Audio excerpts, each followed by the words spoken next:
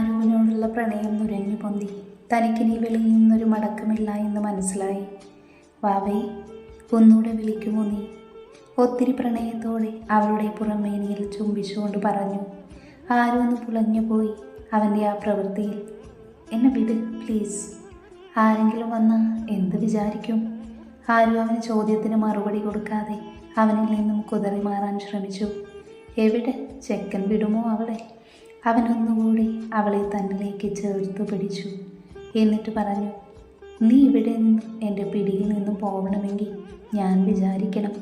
അതുകൊണ്ട് പൊന്നുമോള്, ഞാൻ പറഞ്ഞത് ചെയ്തിട്ട് പോയാൽ മതി, കേട്ടല്ലോ? അവളുടെ നഗ്നമായ പുറത്തൂടെ വിരലോടിച്ചുകൊണ്ട് അഗ്നി പറഞ്ഞു. ദേവേട്ട. അവനിൽ നിന്നൊരു മാറ്റവും ഉണ്ടാവുന്നില്ലെന്ന് മനസ്സിലാക്കി അവൾ വീണ്ടും വിളിച്ചു. അവളുടെ നാവിൽ നിന്ന് വീണ്ടും അവൻ്റെ പേര് കേട്ടതും പിന്നെ ചെക്കനെ പിടിച്ചു നിൽക്കാൻ കഴിഞ്ഞില്ല. അവളെ പിടിച്ചു തിരിച്ചു നിർത്തി ആ നിമിഷം തന്നെ അവളുടെ ചുണ്ടുകളിലേക്ക് ആഴ്ന്നിറങ്ങി. അങ്ങനെയൊന്നും അവനിൽ നിന്ന് ആരും പ്രതീക്ഷിച്ചില്ല. അവൻ പറഞ്ഞത് ചെയ്തവിടുമെന്നാണ് പാവം പൊട്ടിപ്പെണ്ണ് വിചാരിച്ചത്. പക്ഷേ ചെക്കൻ വേറെ മൂഡിലാണെന്ന് അവൾ ഓർത്തില്ല ആ നിമിഷം. അതുകൊണ്ട് തന്നെ അവളുടെ കണ്ണുകൾ മെടിഞ്ഞു വന്നു. കൂടി അവനിൽ നിന്ന് പിന്മാറാൻ നോക്കി. പക്ഷേ നടക്കുന്നില്ല എന്ന് കണ്ടതും അവന് വിധേയമായി നിന്നുകൊടുത്തു അവൾ. അഗ്നിയാണെങ്കിൽ തീവ്രമായി തുടങ്ങിയ ചുംബനം അതിൻ്റെ വന്നതിയിൽ എത്തി നിന്നു. നനഞ്ഞു ഉതിർന്ന് നിന്നിട്ടും അവൻ്റെ ശരീരം വിയർക്കുന്നത് പോലെ തോന്നി അവന്. അത്രത്തോളം അവളെന്ന വികാരം അവനെ കീഴ്പ്പെടുത്തിയിരുന്നു. പൂവിൽ നിന്ന് തേന്നുതിരുന്ന പോലെ അഗ്നി അവളുടെ മൃദുലമായ അതിരങ്ങളെ നുണഞ്ഞെടുത്തു. ആരുവിൻ്റെ കൈ അവൻ്റെ ഷർട്ടിൽ പിഴുത്തമിട്ടിരുന്നു.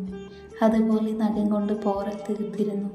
അതെല്ലാം അഗ്നി കൂടുതൽ അവളെ അറിയാനുള്ള വികാരമാണ് ഉണർത്തിയത്. ചുണ്ടിൽ നിന്ന് അതിരം നാവിലേക്ക് ചേക്കേറി.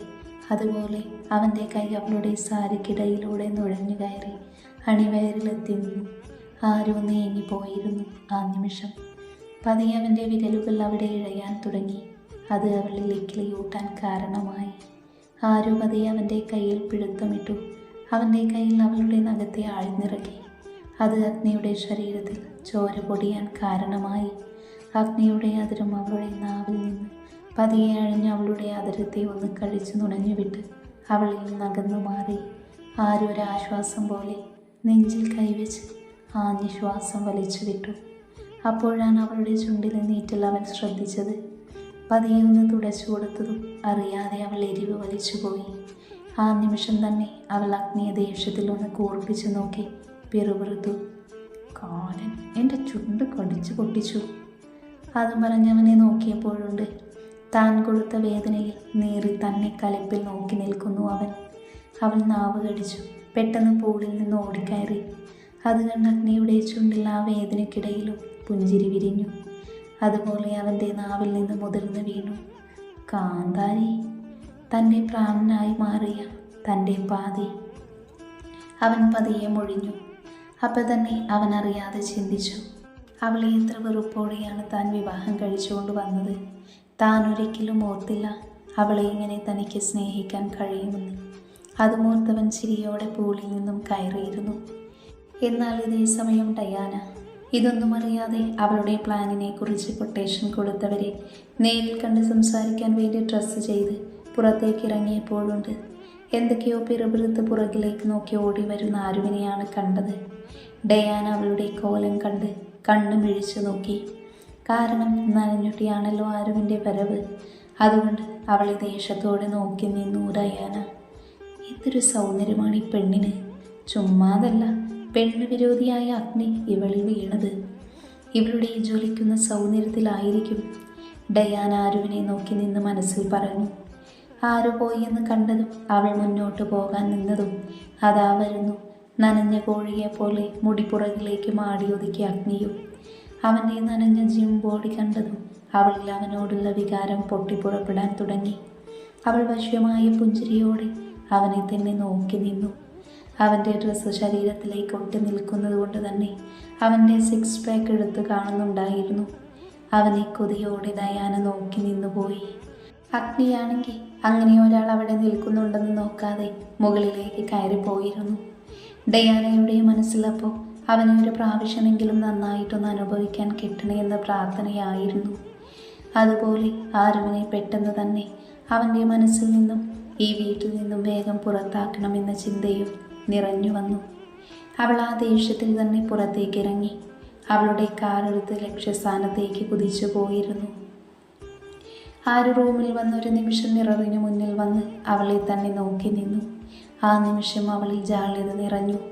ഇങ്ങനെയാണല്ലോ ദൈവമേ ആ ചെകുത്താൻ്റെ മുന്നിൽ നിന്നിരുന്നത്. ആ ഓർമ്മ അവളെ കാർന്നു തിന്നുന്നുണ്ടായിരുന്നു. പിന്നെ എന്തെങ്കിലും ആവട്ടെ എന്ന് കരുതി അവൾ വാഷ്റൂമിലേക്ക് പോയി. പൈപ്പ് തുറന്ന് മുഖത്തേക്ക് വെള്ളം തെറിപ്പിച്ചു. ആ നിമിഷം അവളുടെ ആദരം നീറുന്നുണ്ടായിരുന്നു. അപ്പോൾ തന്നെ അവളുടെ മനസ്സിലേക്ക് അവൻ്റെ തീവ്രമായ ചുംബനവും അവനെ താൻ വിളിച്ചതും അതുപോലെ അവൻ തന്നെ വാവേ എന്ന് വിളിച്ചതും എല്ലാം കൂടെ ഓർത്ത് അവൾക്ക് ഭ്രാന്ത് പിടിക്കുന്നത് പോലെ തോന്നി. ഛേ, എന്തൊക്കെയാണ് ഞാൻ ഈ ചിന്തിച്ചു കൂട്ടുന്നത്? അതും പറഞ്ഞവൾ സ്വയം തലക്കടിച്ച് ഫ്രഷാവാൻ തുടങ്ങി. ഇതേ സമയം അഗ്നിയുടെ മനസ്സിലും നിറഞ്ഞു നിന്നത് അവരുടെ പ്രണയ മുഹൂർത്തമായിരുന്നു. ആ നിമിഷം അവൻ്റെ ചുണ്ടിൽ അവളോടുള്ള പ്രണയത്തിൽ ചാലിച്ച പുഞ്ചിരി മാത്രം നിറഞ്ഞു നിന്നു. അവൻ അതേ ചിരിയോടെ ഫ്രഷാവാൻ തുടങ്ങി. കിച്ചു ഈ സമയം ഫാക്ടറിയിൽ ജോലി തിരക്കിലാണ്. അവനിപ്പോൾ ഒരുപാട് ഹാപ്പിയാണ്. ഈ ജോലിയിലും ആരുവിൻ്റെ ഇപ്പോഴത്തെ സന്തോഷമുള്ള ജീവിതത്തിലും. മുത്തച്ഛൻ്റെ അവസ്ഥ ഇപ്പോൾ വളരെ മോശമാണ്. ശ്വാസത്തിന് ബുദ്ധിമുട്ടും ഉറക്കമില്ലായ്മ അങ്ങനെ പല ബുദ്ധിമുട്ടുകളും കൂടി തുടങ്ങി. ആരുവും അഗ്നിയും മുത്തശ്ശനെ നന്നായി നോക്കുന്നുണ്ട്. ഇനി നാളെയാണ് ഡോക്ടർ വരാമെന്ന് പറഞ്ഞ ദിവസം. അങ്ങനെ അന്നത്തെ ദിവസം ആരു അഗ്നിയിൽ നിന്ന് ഒളിഞ്ഞു നടക്കാൻ ശ്രമിച്ചു. എവിടെ അതിനുണ്ടോ അഗ്നി സമ്മതിക്കുന്നു. അവൻ എല്ലാ ആവശ്യത്തിനും അവളെ തന്നെ വിളിച്ചുകൊണ്ടിരുന്നു. ഉച്ചയ്ക്ക് ഫുഡ് കഴിക്കാൻ സമയം. ആരു മുത്തശ്ശനുള്ള ഫുഡ് കൊടുത്ത് റൂമിൽ നിന്നിറങ്ങി. അഗ്നിയുടെ റൂമിൻ്റെ ഫ്രണ്ടിലെത്തിയതും ഒരു കൈ വന്നവളെ പൊക്കിയെടുത്ത് റൂമിലേക്കിട്ടതും ഒരുമിച്ചായിരുന്നു. പെട്ടെന്നാണ് അവളുടെ കയ്യിലെ പാത്രങ്ങൾ നിലത്തേക്ക് വീണത്. ആരും പേടിച്ചു പോയി. പക്ഷേ തന്നെ പിടിച്ച കൈകളുടെ അവകാശി ആരാണെന്ന് മനസ്സിലായതും അവളുടെ മുഖത്ത് ദേഷ്യം ഇരച്ചു കയറി. കാരണം തൻ്റെ കയ്യിലെ പാത്രം നിലത്തേക്ക് വീണതും പോരാ, അതിലെ കുറച്ച് വെള്ളത്തുള്ളികൾ അവളുടെ സാരിയിലേക്ക് തെറിക്കുകയും ചെയ്തു. അഗ്നി അതൊന്നും മൈൻഡ് ചെയ്യാതെ അവളെ താഴെ നിർത്തി കണ്ണിലേക്ക് ഒത്തിരി പ്രണയത്തോടെ നോക്കി നിൽക്കുവാണ്. പെട്ടെന്നാണ് ആര് പൊട്ടിത്തെറിച്ചത്. ദോ, താൻ എന്ത് പണിയാടോ കാണിച്ചത്? എൻ്റെ സാരി മുഴുവനായി നനഞ്ഞു. തനിക്കെന്താ ഭ്രാന്തായോ? എന്നെ തൂക്കിയെടുത്ത് ഇങ്ങോട്ടിടാൻ ഞാനെന്താ വല്ല പൂച്ചക്കുട്ടിയോ പട്ടിയോ ആണോ? ആരു കലിപ്പിൽ തന്നെയാണ്.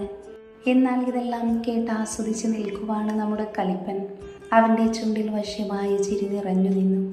ആരു പറഞ്ഞതും അവൻ കേട്ടില്ല എന്ന് പറയുന്നതാവും സത്യം.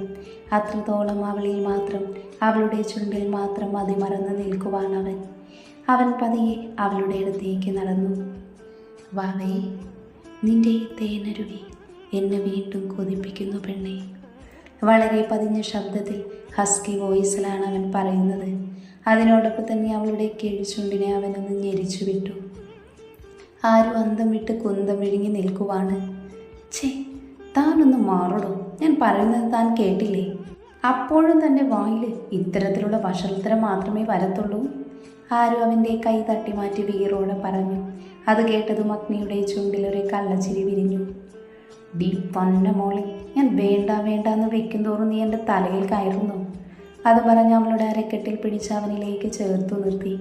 ആരുവിൻ്റെ ഉള്ളിലൂടെ ഒരു കൊള്ളിയാർ മിന്നി. അവൾ പിടപ്പോട് അവൻ്റെ നെഞ്ചിൽ പിടിച്ചു പുറകിലേക്ക് തള്ളി. എവിടെ അവൻ ഉടുമ്പ് പിടിച്ച പോലെ അടക്കി പിടിച്ചിരിക്കുവാണ്. മോളെ ആരാധ്യ, നീ വെറുതെ വാശി പിടിച്ച് എൻ്റെ കയ്യിൽ നിന്ന് കൂടുതൽ വാങ്ങി കൂട്ടണ്ട. നിൻ്റെ ആരോഗ്യത്തിന് അത് നല്ലതല്ല.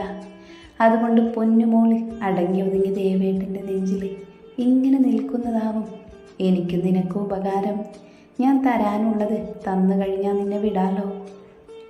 ആരുവിൻ്റെ മുഖത്തേക്ക് പാറു വീഴുന്ന മുടിയിഴകളെ പിന്നിലേക്ക് ഒതുക്കി വെച്ചുകൊണ്ട് പറഞ്ഞു അവൻ. അവൻ്റെ പിടുത്തത്തിൽ അവളുടെ മാറുകൾ അവൻ്റെ നെഞ്ചിൽ ഞെരിഞ്ഞു മറന്നു.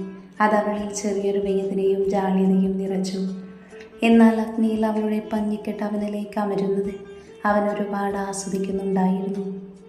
ഡി, പെട്ടെന്നാണ് അവൻ്റെ അലറൽ കേട്ട് അവൾ ഞെട്ടിയത്. ഞാൻ നിന്നെ പിടിച്ചു വെച്ചത് എന്തിനാണെന്നോ?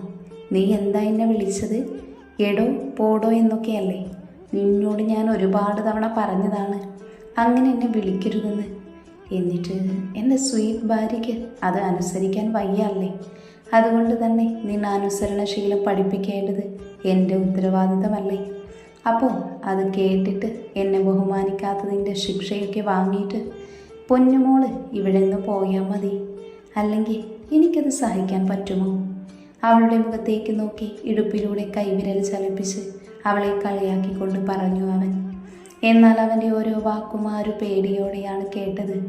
ഇനിയും ഇയാളുടെ കയ്യിൽ നിന്ന് താങ്ങാനുള്ള ശക്തിയില്ലല്ലോ ദൈവമേ. ഒരുങ്ങ വെച്ച ക്ഷീണം ഇതുവരെ മാറിയിട്ടില്ല. ഇനിയും എൻ്റെ ഈശ്വര, ഇയാൾക്ക് ഈ ഒരു വിചാരം മാത്രമേ ഉള്ളൂ. കൊള്ള ഉമ്മച്ചൻ തിണ്ടി. ആരും അവൻ്റെ കണ്ണിലേക്ക് നോക്കി മനസ്സിൽ പറഞ്ഞു. പെട്ടെന്നാണ് അഗ്നിയുടെ ഫോൺ ബെല്ലടിച്ചത്. ആ സമയം അവൻ്റെ പിടുത്തമൊന്നയഞ്ഞു. എന്നാൽ ഫോൺ മിഡ്സ് കോളായി പോവുകയും ആരും അവൻ്റെ കൈയയഞ്ഞ സ്പോട്ടിൽ അവനെ പിടിച്ച് പുറകിലേക്ക് തള്ളി ഒരൊറ്റ ഓട്ടമായിരുന്നു. എല്ലാം 1 മിനിറ്റിനുള്ളിൽ തീർന്നു. അഗ്നി അവളിൽ നിന്ന് അങ്ങനെയൊന്ന് പ്രതീക്ഷിക്കാത്തത് കൊണ്ട് തന്നെ അവളെ പിടിവിട്ട് പുറകിലേക്ക് വീഴാൻ പോയിരുന്നു. അപ്പോഴേക്കും ആര് ഡോറിൻ്റെ അടുത്തെത്തി. അവളൊന്ന് പുറകിലേക്ക് നോക്കി. ആ സമയത്തുണ്ട് അഗ്നി കലപ്പിൽ അവളെ നോക്കി അലർന്നു. ഡീ പുല്ലേ, നിന്നെ എൻ്റെ കയ്യിൽ കെട്ടും, അത് നീ മറക്കണ്ട. ഇനി എൻ്റെ കയ്യിൽ കെട്ടിയ നിന്നെ മുഴുവനായും ഞാനിങ്ങും എടുക്കുമേ. അപ്പോൾ പറഞ്ഞിട്ട് കാര്യവും ഉണ്ടാവില്ല. അതുകൊണ്ട് പൊന്നുമോൾ അവിടെ നിൽക്കുന്നതാ നിനക്ക് നല്ലത്. അഗ്നിയുടെ അലറൽ താഴെ സ്റ്റെപ്പ് ഇറങ്ങുമ്പോൾ അവൾ കേൾക്കുന്നുണ്ടായിരുന്നു. എവിടെ അവനെ പുച്ഛിച്ചോണ്ടവൾ താഴേക്കിറങ്ങി അടുക്കളയിലേക്ക് പോയി. പെണ്ണിനെ ഒന്നുകൂടെ ആസ്വദിക്കാമെന്ന് കരുതിയതാണ്, പക്ഷേ വഴുതി പോയി. പക്ഷേ നിന്നെ അങ്ങനെ അങ്ങ് വിടാൻ ഞാൻ കരുതിയിട്ടില്ല. അതുകൊണ്ട് പൊന്നുമോൾ ഇപ്പം രക്ഷപ്പെട്ടോ. ഇനിയും എത്രയോ തവണ നീ എൻ്റെ കയ്യിലേക്ക് തന്നെ വരും. അപ്പം ഞാനേ നിന്നെ മുഴുവനായിട്ടങ്ങ് ആസ്വദിക്കാന്നേ. ഇപ്പം നീ പൊയ്ക്കോ. എൻ്റെ കയ്യിലേക്ക് തന്നെ വരുന്ന ആ ദിവസത്തിനുള്ള കാത്തിരിപ്പിലാണ് ഞാൻ. അഗ്നി ആരുപോയ വഴിയെ നോക്കി വശമായ ചിരിയോടെ താടിയും മീശയും ഒന്ന് ഒഴിഞ്ഞുകൊണ്ട് പറഞ്ഞു.